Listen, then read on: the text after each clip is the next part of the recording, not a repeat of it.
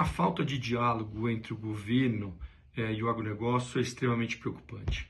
Quem planta ou comercializa produtos agropecuários no país precisa se planejar com muita antecedência, precisa saber o custo de produção, o custo dos insumos, o custo financeiro, volume de investimentos a ser aplicado na atividade produtiva, dentre outros elementos. Precisa ter previsibilidade.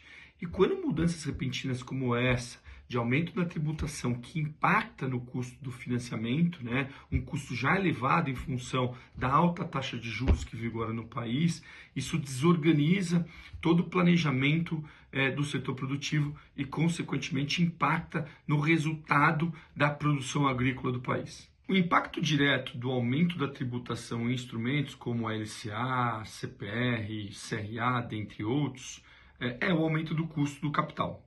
Com esse aumento, os produtores terão que pagar ainda mais para acessar o mesmo volume de recursos, reduzindo ainda mais a sua já apertada margem.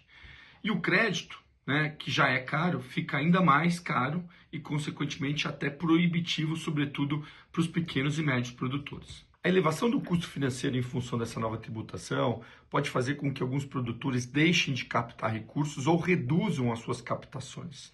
E o que isso significa? Isso significa que a gente vai ter menos recursos disponíveis no mercado para a compra de insumos, o que consequentemente pode afetar ou reduzir a produtividade dos empreendimentos agropecuários. E, obviamente, também aumentar o risco de quebra de safra na medida em que você vai ter menos produtos, menos defensivos aplicáveis dentro do processo produtivo. O efeito direto dessa nova tributação é o aumento do custo financeiro e, consequentemente, o aumento do custo total de produção, afetando a já apertada margem do setor. E o pior é que esse recurso captado, via essa nova tributação, não é direcionado para o setor.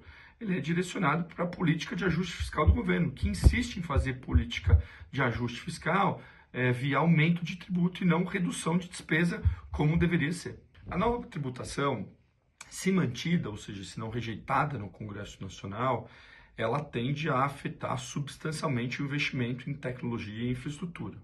A tendência do setor produtivo ou do produtor, de um modo geral, é sempre reduzir investimentos de longo prazo, nesses cenários adversos, como é o caso de tecnologia e infraestrutura, que é algo que a gente mais precisa para o desenvolvimento do setor. E isso impacta não só em safra atual, mas safras futuras, impacta no futuro do setor, inclusive na competitividade global do setor.